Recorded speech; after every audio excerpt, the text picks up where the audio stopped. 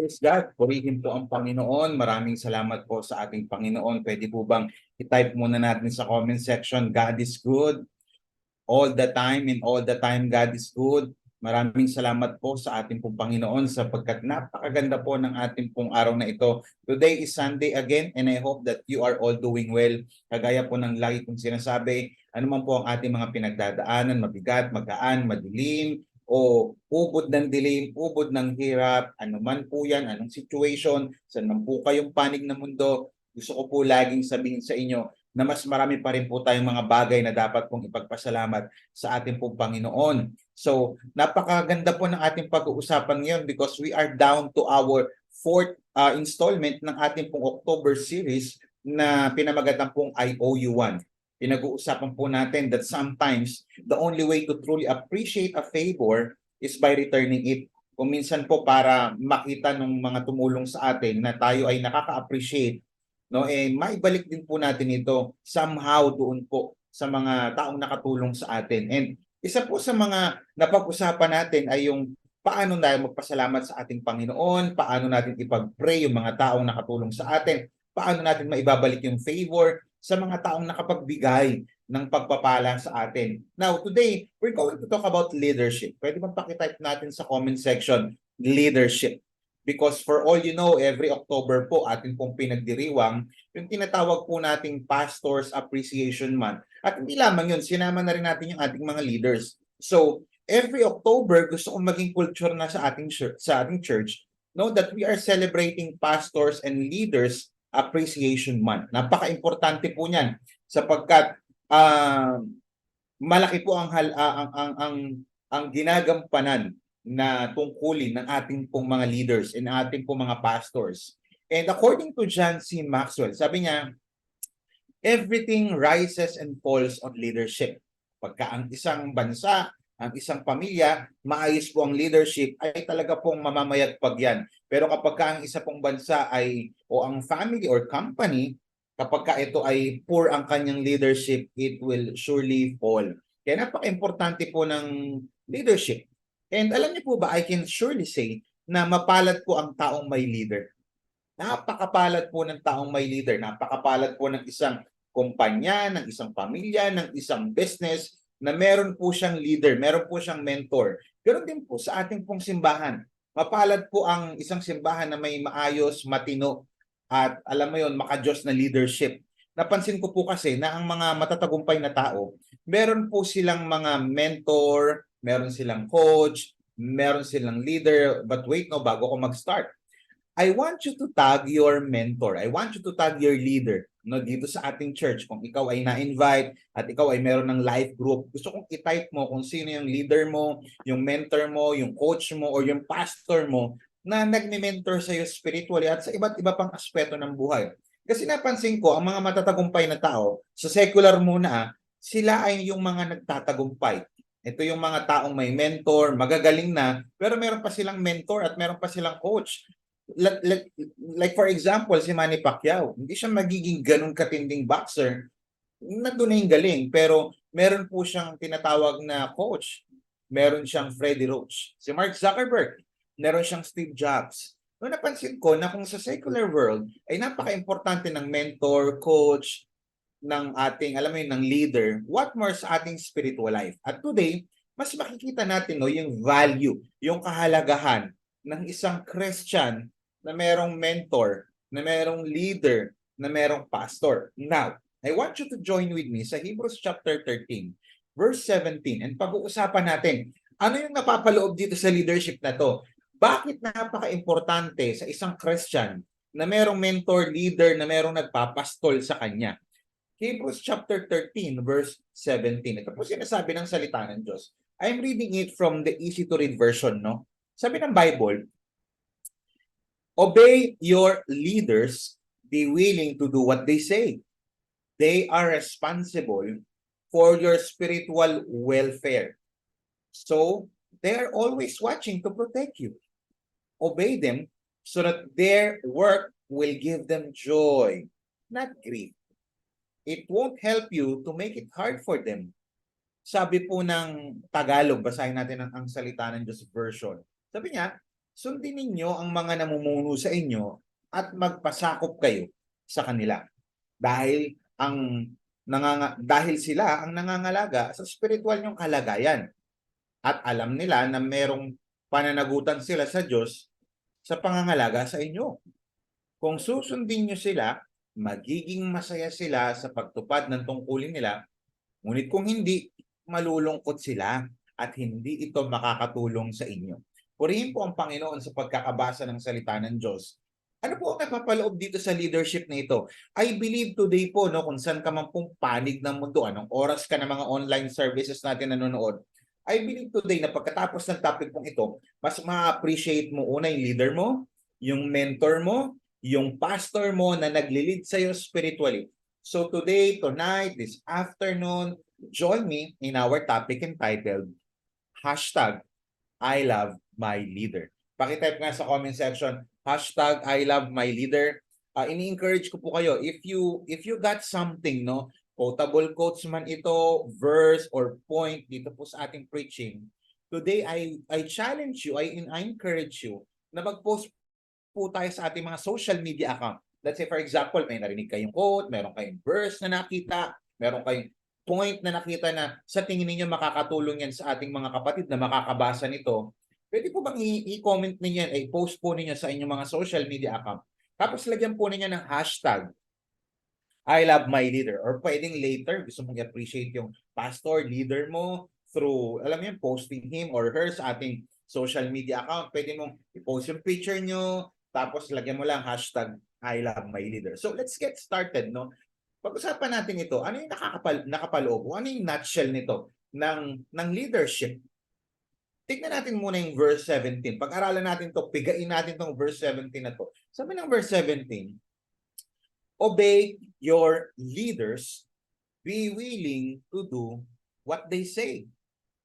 Why? Because they are responsible for your spiritual welfare so that they are always watching to protect you. Obey them so that their work will give them joy, not grief. It won't help you to make it hard for them. Ano yung nakapaloob dito sa leadership? Number 1 is respect. Everybody type that in the chat. Respect. Come on. Sige nga, i-type natin yan. Respect, respect, respect. What does it mean to respect? No? Pag sinabi kong respect, respect means to follow, to abide by, and comply with. Uling-uli, respect means obey. Bakit napaka-importante po ng respeto sa leadership? Bakit po napaka-importante ng respeto kapag ikaw ay mayroong leader, kapag ikaw ay mayroong mentor, kapag ikaw ay may coach spiritually, kapag ikaw ay mayroong pong pastor? Why? Hindi po pwede kasing may leadership tapos walang followership. Hindi pwede yung leader ko yan tapos hindi ka naman sumusunod. Hindi pwedeng mentor ko siya tapos wala ka naman sa mentoring. Yung pwedeng sabihin coach ko siya spiritually, pero hindi ka naman umaatin ng coaching o hindi ka nakikinig sa coaching. Hindi pwedeng sabihin na, discipler ko po yan. Tapos hindi ka naman nagpapadisciple at hindi ka willing magpadisiplina. Yung pwedeng sabihin pastor mo yan, tapos hindi ka nagpapapastor. Yung pwedeng sabihin leader ko yan, tapos hindi ka nagpapalead. Napaka-importante ng pagsunod. Now, ang tanong, how to respect your leader? Paano ko ba? Magkalapit po kasi ang obey tsaka respect eh. I believe when you obey a certain person o pagka nire-respeto mo ang isang tao, susundin mo yan. Now, how to respect your leader? Sa konteksto po tayo ng leadership, sapagkat madadaanan ito ng series natin, napakaganda po ito. I owe you one sa ating Diyos, sa mga taong nakapag-bless sa atin. Ganun din. Kinakailangan ng pasasalamat o ng appreciation. Hindi lamang ng Diyos, hindi lamang ng nanay, tatay mo, kundi yung mga taong nagli-lead sa iyo spiritually. Now, how to respect your leader? Paano nga ba i-respeto yung aking leader? Una, obey your leaders.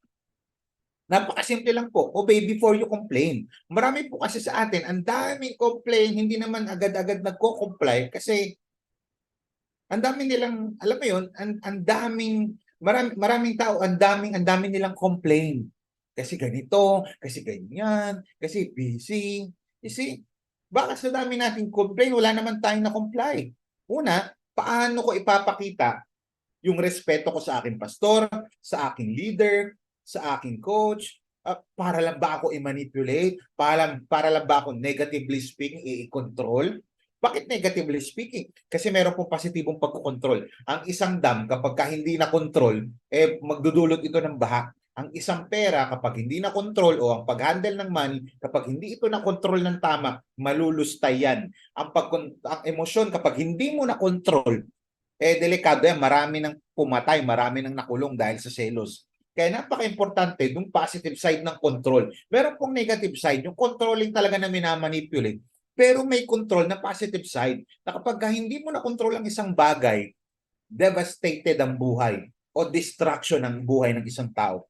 So napaka-importante na matutunan natin na kaya tayo kinokontrol in a positive sense kasi kapag hindi na control ang isang bagay, ang emosyon, ang isip, ang buhay ng isang tao, delikado. Na una, paano ko ipapakita yung respeto ko sa leader ko?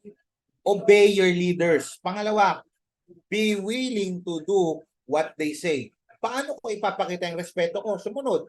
Paano ko ipapakita yung pagsunod? Di dapat be willing to do what they say. May mga Christians po kasi now, as I have observed, no, maraming mga Christian, ang ganito ang paninindigan nila. Ano lang, kay Lord lang ako susunod. Yan. Rekta ako kay Lord. Wala akong life group leader. Wala akong pastor. Si Lord lang ang pastor ko. Ang tanong, what do you mean? Tama naman na dapat kay Lord lang sumunod.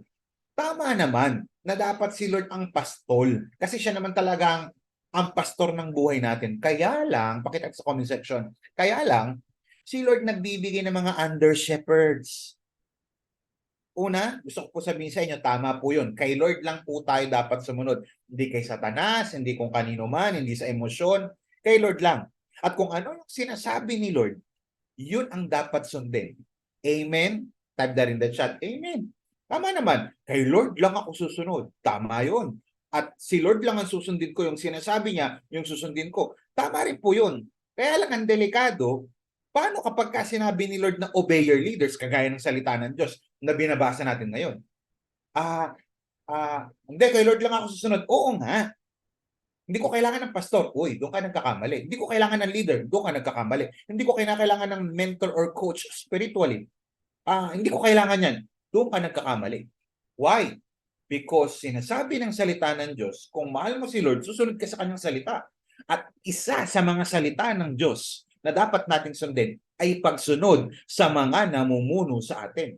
Malinaw pong sinasabi natin, kaya nga isang verse lang ito, pag-uusapan natin, para ma-inject sa isip natin na, oo nga no, sabi ng Bible, be willing to do what they say. Obey your leaders. Kung gusto mong sumunod kay Lord, matuto kang sumunod sa spiritual leader mo. Sabihin mo nga sa chat, matutong sumunod. Bakit? Yung iba kasi ginagawang excuse yan. Yes, may mga nasaktan. Yes, maraming na-offend. Yes, may mga alam mo yun, may mga pastor na kung minsan nakakagawa ng mali. Pero hindi excuse yun para hindi tayo sumunod sa salita ng Diyos. Mamaya I'll explain pa yung point na yan. Now, tingnan nyo, sabi yung obey your leaders and submit. Everybody type that in the chat, submit. Sabi sa NIV, submit, magpasakop sa kanilang otoridad. Itong submit na yan, galing yan sa salitang Griego na hipeiko, nang ibig sabihin ay to yield, be weak. Malakas ako Basta sabi ng Bible, be weak, maging mahina. Why? Because you need to surrender. Ibig sabihin, hupaiko, magpasakop kayo, sumurrender kayo dun sa leader ninyo. Sa Tagalog, tignan nyo, ang ganda. Sundin ninyo ang mga namumuno sa inyo at magpasakop kayo sa kanila. Why? Dahil sila ang nangangalaga sa spiritual ninyong kalagayan. Every time na may problema yung sasakyan mo, yung kotse mo, pinagkakatiwala mo sa doktor ng sasakyan, yung mekaniko. Every time na merong masakit yung ngipin mo, pinagkakatiwala mo, nagsasubmit ka sa dentist. Ganun po ba? Kailangan ipasta? Oo, sige po, I submit to you. I surrender to you. Alam mo yun, kapag gusto mong ma-manage ng tama yung finances mo, nagsasubmit ka sa financial advisor. Sige, gagawin ko rin, insurance, bla bla bla bla. Kapag meron kang nararamdaman sa katawan, nagpapa-check up ka, nagsusurrender ka sa Lord, ay sa doktor. Pero pagdating sa simbahan, bakit hindi tayo nagsasubmit sa ating mga leaders? Hindi, masakit ngipin ko, pero kay Lord lang ako aasa. Teka, sinabi na nga ng dentista, hindi kailangan ng bunutin yan. Lord, si Lord lang. Hindi na nga may dentista na nga inalaw si Lord eh. You see? Kaya lang, hindi lahat ng dentista, hindi lahat ng doktor maaayos ang ugali. But you need to submit to them. Bakit? Tignan nyo ha. Sabi ng 1 Peter chapter 2 verse 18 through 19. Sabi, you servants, ito konteksto nito yung mga manggagawa. Pero pwede natin i-apply ito sa konteksto ng leadership sa loob ng simbahan. You servants, kayong manggagawa, must submit yourselves to your master. Ibig sabihin sa inyong boss. And show them complete respect. Uy, kayong mga manggagawa, dapat mag-submit. Sabi diyan, submit yourselves to your master. Magpasakop, isurrender niyo yung mga sarili ninyo. Show them complete, not partial, not 99, not 80, kundi complete respect. Pastor, ang taray niyan. Pastor, ganito yan, ang hard niyan. Not only to those who are kind. Dito ako susunod sa mga mababait, tsaka considerate. Sabi ng Bible, not only to those who are kind and considerate, but also to those who are harsh. Ano pinapakita ni Apostle Peter dito? Na mag-submit tayo sa ating mga master, mga nagtatrabaho, mag-submit sa boss, yung mga pwede mong i-apply, kung ikaw ay, alam mo yon, ikaw ay isang manggagawa, empleyado, meron kang supervisor, ganon din sa leadership, ganon din sa loob ng pamilya. Hindi lahat ng ugali ng boss, ng manager, ng pastor, ng leader, at ng mga nanay-tatay, pare-parehas. Why? Iba't iba po yung personality ng mga leaders. Mayroon naman talagang kahit, ala, hindi ka nakapag-devotion. Ay, buti naman 2 months. Ay, good. Bawi lang. May mga ganun. Pero meron namang, ano ba yan? Bakit ganito, ganyan? Kaya mo yan. Iba-iba kasi ng ugali. Merong kind, may considerate. Pero meron ding harsh. Why? Alam ni Lord ang ginagawa niya. Dinala ka ni Lord sa isang leader, sa isang pastor for a reason. Tiyak na may itinuturo si Lord doon sa pastor, doon sa leader, at may itinuturo din sa iyo si Lord.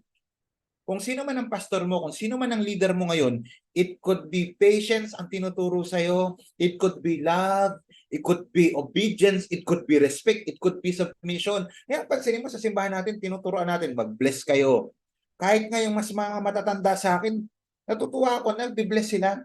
Why? Kasi tinuturoan ng Bible na hindi ito basta dahil sa edad lang. Hindi ako magbe-bless sa pastor ko dahil mas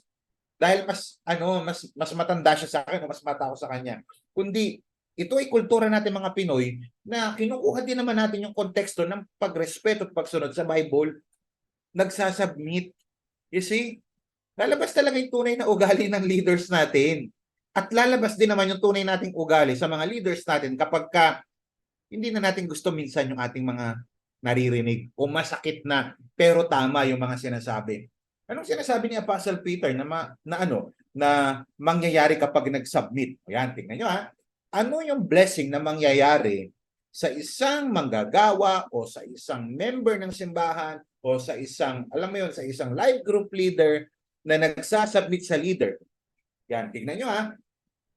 Kind, merong leader na kind, merong leader na considerate, may consider na harsh, sinasabi ng salita ng Diyos. But kahit anuman uri ng personality ang leader mo, you must submit. Sabi ng verse 19, whether ito ay kind, considerate, or harsh, God will bless you for this. If you endure the pain of undeserved suffering because you are conscious of His will. God will bless you daw if you endure. Why? Kalooban ito na Lord, hindi laging napupunta ka sa harsh. Meron namang mababait. Meron din naman kasi bakit? Hindi pa perfect ang pastor, hindi pa perfect ang leader. Yes, may mga nakikita tayo ngayon nagba-viral na issue. Katulad din po natin sila na kuminsan nakakagawa ng maling desisyon. Kaya lang hindi excuse yun para hindi ka na lumapit kay Lord. Hindi excuse yun para hindi ka na mag-submit o hindi ka na mag-church o hindi ka na mag-devotion. Hindi po excuse yun. Yes, nagkakamali. Iba yung atake. Pero sinasabi ng salita ng Diyos, tignan nyo ito ha. Matthew chapter 23, verse 1 through 3. Sabi then Jesus said to the crowds and to His disciples, may mga crowd, most probably hindi pa mga believer, pero ito, mga disciples kasama niya rin, mga believer na. Sabi ng verse 2, the teachers of the law and the Pharisees sit in Moses' seat. Niya. Sabi ng verse 3, so you must obey them and do everything they tell you. Uy, teka lang. Diba? In the Bible, si Jesus Christ, lagi niyang nakakabanggaan at lagi niyang nakakaaway, nakakakrus ng landas. Ito mga teachers of the law at mga Pariseo kasi mga hipokrito ito. Oo, pastor. At pwede nating i-apply ito sa modern day na buhay natin. Meron ding mga Pariseo sa loob ng simbahan. Hindi perfect ang lahat ng pastor at lahat ng leader. Pero sabi ng verse 3, sabi niya, the teachers of the law, verse 2 muna ulit, the teachers of the law and the Pharisees sit in the Moses' seat. Mga hipokrito ito. Mga kaaway ito ni Jesus. Pero sabi ni Jesus, so you must obey them and do everything they tell you. Bakit? Kasi yung sinasabi ng mga Pariseo, nasa scripture. Ang sinasabi lang ni Jesus Christ, but do not do what they do. Yes, hipokrito sila. Pero kung ang sinasabi nila galing sa salita ng Diyos, sundin ninyo yung sinasabi nila. Ang sinasabi ni Jesus, huwag niyong gagayahin yung ginagawa nila. Ang gayahin at sundin ninyo yung sinasabi nila. For they do not practice what they preach. Kaya huwag niyong susundin yung ginagawa nila kasi hindi nila pinapractice yung pinipreach nila. Ano susundin ko? Ang susundin ko, yung sinasabi nila kasi tama naman. Example, hindi ka na nagdi-devotion. Oy. Ang sama-sama mo. Tama naman, mali yung pagkakasabi, pero tama yung kanyang sinasabi na dapat nagdi-devotion tayo. Na every time that we are going to leave the church, it's subjective. Marami tayong paraan. Maraming dahilan ba tayo aalis ng church? Maraming dahilan ba tayo nagtatampo o nagagalit? Sinasabi ni Jesus Christ, sundin niyo yung sinasabi nila. Mag-devotion pa rin kayo. Find the church. Pero wag niyong gagawin yung ginawa nila. Kasi hindi maganda yun. They don't practice what they preach. Nako. Very napapanahon po yung pinag-uusapan natin ngayon. Ano ibig ko sabihin? May mga leaders, example, bigyan sa bahay muna, sa bahay. Sabi ng tatay, huwag kang mag-iossi kasi nakakasama ito sa baga mo. Teka muna pa. Sabi mo huwag mag-iossi, makakasama. Pero nag-iossi ka. Ito sinasabi ni Jesus. Sundin mo yung tatay mo. Example lang ito Sundin mo yung tatay mo na huwag mag-iossi kasi nakakasama naman talaga. Sundin mo yung sinasabi niya. Pero huwag mo susundin yung ginagawa niya kasi hipokrito siya. Pero hindi ibig sabihin na hindi tama yung sinasabi niya. Tama yung sinasabi niya pero mali yung ginagawa niya. Ayoko nang sumunod sa tatay ko kasi nag-iossi rin siya. Teka lang. Huwag mong susundin yung ginagawa niya. Sundin mo yung sinabi niya. Yun ang sinasabi dyan ni Jesus. Ganon din po tayo sa mga leaders natin. May mga panahon na pagsasabihan tayo, makukorek tayo. Teka, ba't siya rin? Hindi perfect yan. May ginabago pa si Lord dyan. Susundin ko na lang yung sinabi niya, hindi yung ginagawa niya. Whether sila ay may integridad o wala, basta according to the Word of God, ang sinasabi nila, tama na sumunod. Kasi nagtuturo sila ng salita ng Diyos. Kahit hipokrito pa sila, sundin mo yung sinasabi, huwag yung ginagawa. Nakuha natin mga kapatid, Hebrew, kaya sabi ng Hebrews chapter 13 verse 17, obey your leaders, be willing to do what they say. Anong napapaloob sa leadership? Deserve ng mga leaders natin ng respeto. Pangalawa, obey your leaders, be willing to do what they say. They are responsible for your spiritual welfare. So they are always watching to protect you. Ano yung una? Pakitype sa comment section. Yan. Respect. Pangalawa, type that in the chat. It's responsibility. Una, respect. Pangalawa, responsibility. Now, the responsibility of spiritual leaders. Ano nga ba yung responsibilidad ng mga spiritual leaders? Una, makikita nyo dyan. Una, ang responsibilidad ng ating mga spiritual leaders, they are responsible for your spiritual welfare. Kaya wag po tayong maiinis o wag natin iiwasan yung mga leader natin kapag hinihikayat nila tayong mag-pray. Uy, may prayer meeting pag Wednesday. Balita ko kasama natin sila pastor pag prayer works. Iisip tayo ng paraan para hindi maka-attend kasi makapag-prayin ako. Kasi tinatamad ako. Huwag tayong maiinis. Huwag natin iwasan yung mga leader natin pag ini-encourage tayong mag-pray. Pag pinupush, importante na may pusher ka sa buhay mo. Mabihira nung may nagpo-push sa ating gumawa ng kalokohan, tuwan-tuwa ka eh. Pero nung may nagpo-push na sa'yo na gumawa ng kabutihan, dapat matuwa ka din, lalo. Why? Kasi dinadala ka sa katotohanan. Pag hinihikayat kang mag-pray, pag hinihikayat kang mag-live group, huwag kang maiinis. Ano ba naman, ang kulit? Kapag ini-encourage ka mag-church, huwag kang maiinis. Mag-devotion, mag-fasting, mag-training tayo sa SOD, mag-disciple, mag-Bible school tayo. Why? Kasi responsable kaming mga leaders ninyo.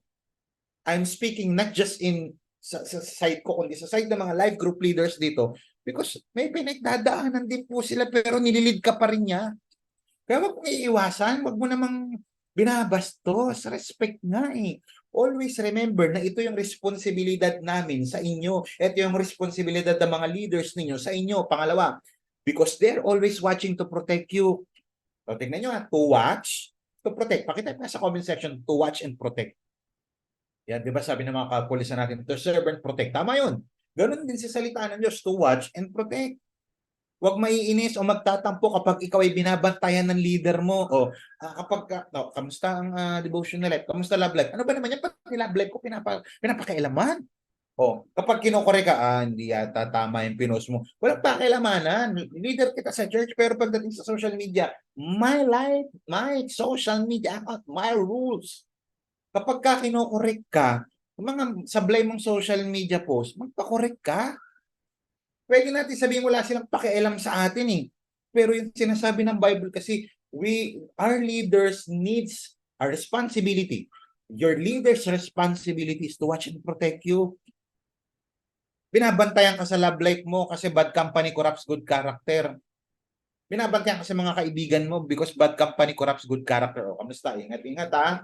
Iba naman yan. Pati karir. Kasi hindi lahat ng karir nakakalugod sa Diyos. Hindi lahat ng karir mapapalapit ka sa Diyos. Hindi lahat ng karir bigay ni Lord. Sa ministry, sa finances, kamusta? Ang pagbibigay. Ang pa naman yan, pati yung pagbibigay. Why? Kasi nga, they are always watching to protect you, your spiritual welfare. Your leader's objective is for you to grow, is for you to follow Christ. Why? Ginagamit kami ng Diyos o yung mga leaders ninyo para tulungan kayong matanggal, turuang idil, yung mga dapat madil na nagbibigay sa inyo ng kabigatan para hindi kayo makasunod kay Lord. Ba naman yung pinapakailaman pati personal life namin? Yun na nga po yun pumasok ka sa discipleship yun.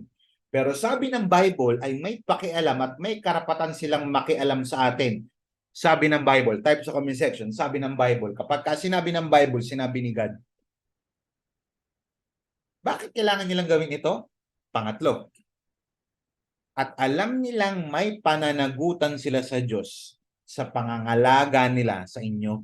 Hindi pambihira. Kaya ginagawa ng mga leaders nyo yan. Kasi meron silang pananagutan sa Diyos. They will give an account someday. Wala silang choice kundi sundin ito. Dahil kung hindi, mananagot sila sa Diyos. Whether positibo nangyari sa'yo, negatibo, i-account ni Lord yan. Kaya wag nating tingnan na kontrabida yung mga leaders o mga pastors natin. Pwede bang palakpakan natin si Lord? Ang ganda, no? Biblical yan, sabi ng Diyos, sabi ng Bible. Ano ang napapaloob sa leadership? Tingnan natin yung pangatlo. Palakpakan muna natin ang ating Panginoon. Lastly, obey your leaders, be willing to do what they say. They are responsible for your spiritual welfare, so they are always watching to protect you. Sabi ng last part ng verse 17, obey them so that their work will give them joy, not grief. It won't help you to make it hard for them. Ano po yung una? Respect. Pangalawa, responsibility kasi yan. Pangatlo, mekos mo na yan. Pangatlo, repercussion. Palakpakan. Purihin natin ang ating Panginoon. Grabe. I'm just so joyful and happy na ma-share ito para at least hindi lang ako nagsasalita patungkol sa pagiging pastor ko, kundi gusto kong marinig din yung boses din ng mga life group leaders ninyo. Repercussion. Kaya imekos-mekos mo ito. Itong respect, responsibility, and repercussion. What is repercussion? Repercussion means consequence. It means effect. Repercussion means impact. Consequence, effect, impact. Una, gusto ko po sabihin sa inyo na makakabuti ang pagrespeto natin sa leader natin, sabi ng Bible. Ulitin ko nakakabuti po ang pagrespeto natin sa mga leaders natin dahil ito ang sabi ng Bible. Bakit? Kasi kapag masaya ang church, kapag masaya ang country, kasi kapag masaya ang company o masaya ang family, may masayang leader. Kapag sobrang problematic at stress ng leader, may hihirapan mag-lead yan. Imagine mo pagka yung nanay niyo, ano ba naman yan? Kalat dito, kalat doon. Tapos magsasaing pa. Ano ba naman? Bakit yung nag-brown out pa? Kasi bakit? Yung mga kasama sa bahay hindi tumutulong. Ako na lang laging tumutulong dito. Ako na lang laging naglilinis. Anong nangyari? Stress si nanay. Kaya pag magpapaalam ka yung sagot ni nanay, nakaka-apekto yan sa stress level niya. Kung masaya siya talaga, sige, pwede po bang mag-overnight swimming? Pwede naman, basta wag ka lang magpapagabi. Sige, go. Di ba parang mabilis kang payagan, pero pag sinabing, ma, pwede po ba mag-overnight swimming? Ayoko, gagabihin ka na naman. Yan. Kasi nga na-stress siya. Nakaka-apekto yung sasabihin, gagawin ng ating mga magulang at yung decision nila kapag sa stress level nila. Kaya pansinin nyo kapag mga leaders stress, nahirapan mag-lead, nahirapan magsalita, nahirapan mag-desisyon, nahirapan mag-preach, nahirapan mag-share. Hindi ka masyadong maasikaso ng pastor o ng leader mo kapag ka-stress sila. Kapag magulo isip niyan, yes, let me tell you this, yes, maglilid pa rin yung leader mo. Kaya lang hindi ka masyado maasikaso. Magulo kasi isip eh. Syempre, kapag ka magulo isip, gugulo rin yung leadership niya. Kaya napaka-importanting malaman nyo na hindi pwedeng hindi masaya leader. Kinakailangan sa ating mga simpleng paraan na papasaya natin yung ating mga leader. Now, ang tanong, Pastor, ano pwede kong gawin para mapasaya ko yung leader ko? Especially ngayong Pastors and Leaders Appreciation Month. Sabi ng Bible, kapag ginawa mo ito, ikaw din na magbe-benefit. Bakit? Mamiministeryo ka ng maayos.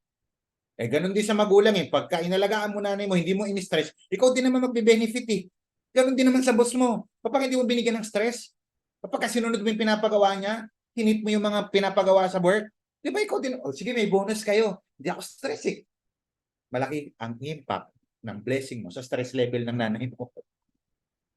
For sure, they will bless. Bakit napaka-importante nito? We will be blessed sa pamamagitan ng pagtuturo nila. Yung impartation na binibigay sa atin. Pangalawa, gusto ko pong maunawaan din po ninyo na hindi makakabuti ang hindi pagrespeto sa leader natin. Sabi ng Bible, hindi sabi ni Pastor, sabi ng Bible. Sabi ng Hebrews chapter 17. Basahin natin sa NASB. Chapter 13 verse 17. Obey your leaders and submit to them, for they keep watch over your souls. Yung kaluluwa. Ang mga leader natin, hindi binabantayan lang yung tithes mo, hindi lang binabantayan yung love life mo, binabantayan kasi ultimately kaluluwa mo. As those who will give an account, magbibigay ng accounting.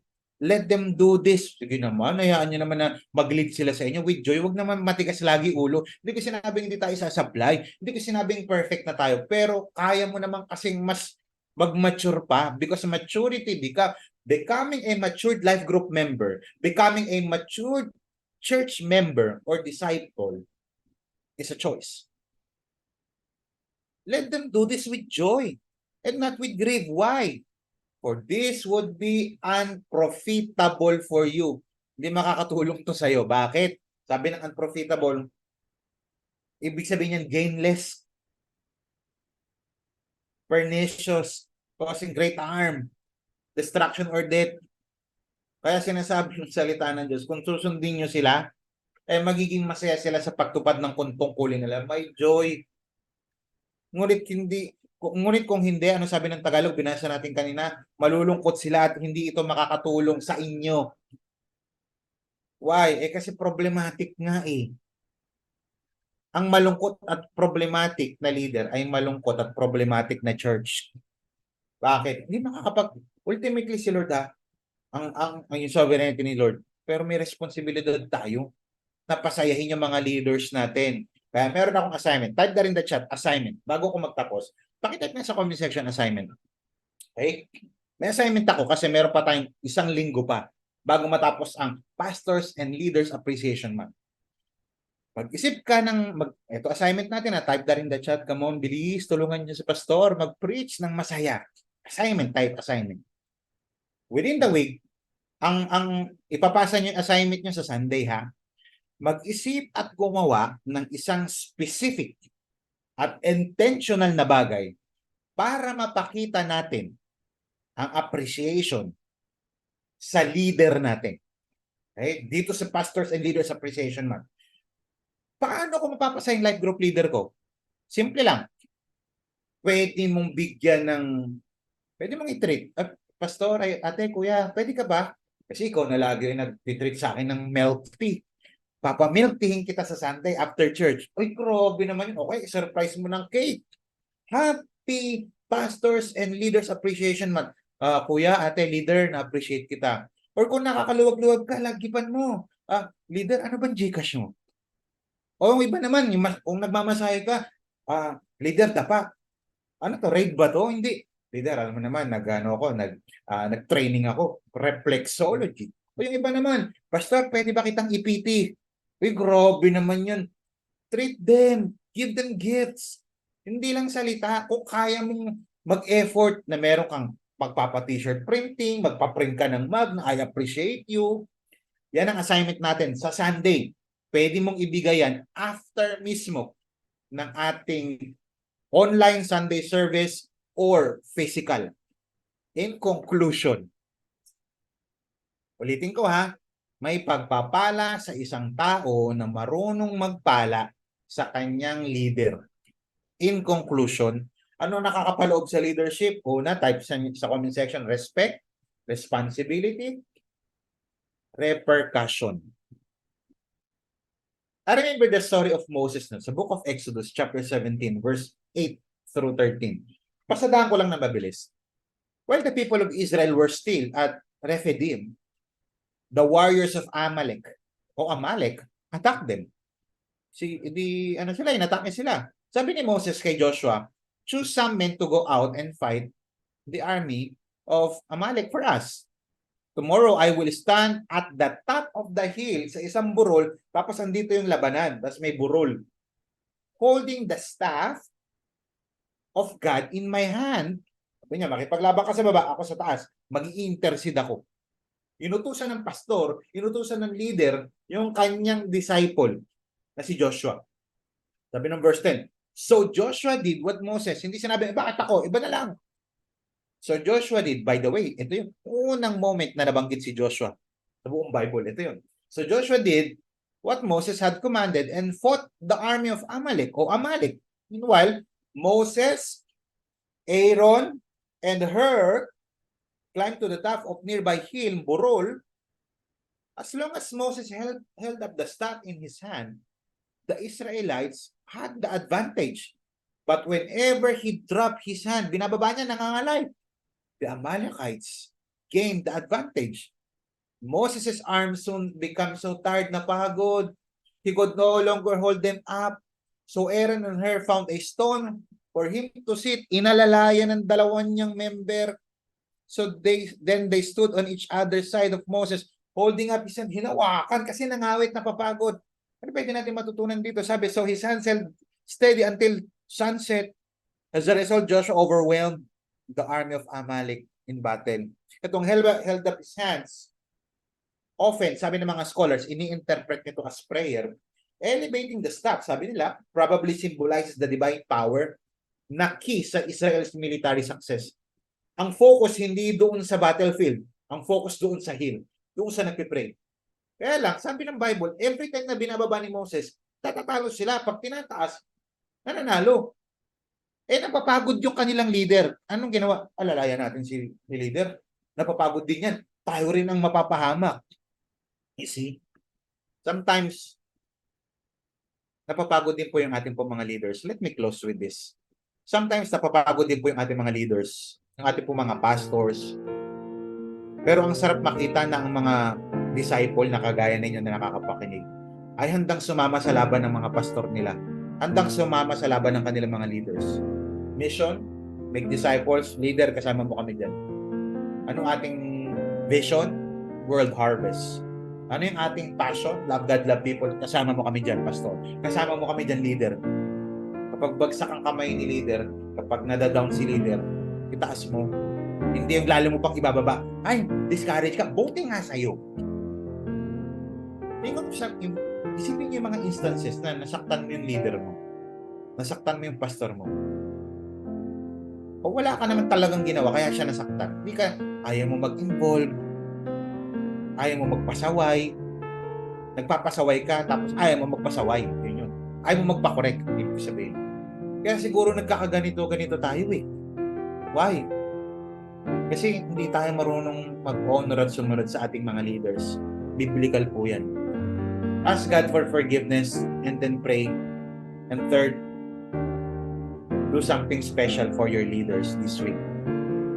I challenge you, kung ikaw nandirito ka at meron kang kinikilalang spiritual mentor, coach, leader, pastor, do something good for them.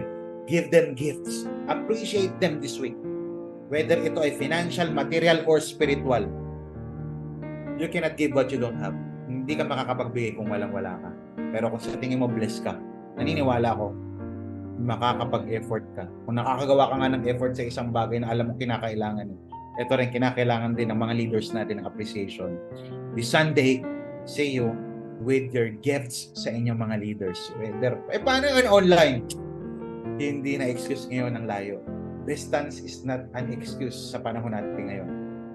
Ang dami mga application na pwede mong gamitin para mabigyan ng gift ang iyong leader. Kung negative ka mag-isip, titignan mo to manipulative. Pero kung biblical ka mag-isip at spiritual ka mag-isip, makikita mo to. This is the moment na saan pwede kong i-appreciate. Sabay-sabay namin appreciate ang aming mga leader. Give your life to the Lord first and then give to God through appreciating not just God. Ultimately si God ang na-appreciate. Pero baka ngayong mga huling linggo, ma-appreciate naman natin yung buhay ng ating mga leaders. Manalangin tayo. Panginoon Diyos, maraming salamat po sa napakagandang araw na ipinagkaloob niyo po sa amin. Salamat po for giving us this month as we appreciate our pastors and leaders. God, hindi po madali yung kanilang ginagawa. Lord, minsan matigas ulo ko, minsan hindi ako nakaka-comply, pero nagpapatuloy pa rin po sila sa pag-check sa akin. Kasi natutunan ko na ngayon na responsibilidad pala nila ako, na meron silang pananagutan sa aking kaluluwa. Kaya pala ganun si leader. Maraming salamat po, Panginoon. At dalangin ko, Panginoon, sa mga sandali pong ito, kayo po magbigay po sa amin ng kalakasan, ng confidence, na makahingi ng tawad una sa iyo, pangalawa sa aming mga leaders. Lord, I pray for salvation, restoration, and healing. Lord, i-provide niyo po pangangailangan ng mga members na ito so that they can bless on Sunday or this week, the following days. Pa-bless po nila yung kanila pong mga leaders. Maraming salamat po, Panginoon. Salamat po dahil patuloy niyo po kaming itinatama at binabago. Lord, natutunan na namin ngayon that we need to respect our leaders because responsibilidad po nila kaming alagaan. At Lord, kung magkakaroon man lang ng repercussion o consequence, sana yung positibo. Lord, tulungan niyo mapasaya po namin ang aming mga leaders kagaya ng pagpapasaya din namin sa inyo. Dahil deserve po ng mga taong ito na ma-recognize ang kanila pong mga hardships, mga luha at pagod sa pagre-respond po sa inyo pong calling sa kanilang buwan. Salamat po, Panginoon. We give you back all the glory, the praises, and honor. In Jesus' mighty name we pray. Amen and amen. Pwede po ba palakpakan natin ang ating Panginoon? Praise God. Ngayon, dadako na po tayo sa ating pong pagbibigay. Andito po yung ating pong GCash. Bakit kailangan magbigay? Kasi utos din po yan ng Bible na lahat po tayo dapat, we are obliged to give. Lalong-lalo na kapag ka-disciple ka ni Jesus, ha? Lalong-lalo na kapag ka-member ka ng Amazing Hope, Marikina Campus. Dapat po tayong lahat ay nagbibigay. Dapat po tayong lahat ay nagkakaloob. Why? Because ito po ay utos ng Diyos. Pero hindi lang ito basta-basta utos, ito ay pribilehiyo kasi hindi lahat nagkakaroon ng pagkakataon magbigay. So bigay po natin yung ating mga Gcash o yung ating pong mga tithes and offering. Ito ay 4th Sunday na ng buwan ito. I hope na lahat po tayo ay makapagkaloob dahil yung pong mga binibigay ninyo ay nagagamit po natin sa mas lalo pa pong pagpapalawig ng ating pong mabuting balita. This is Pastor Paul,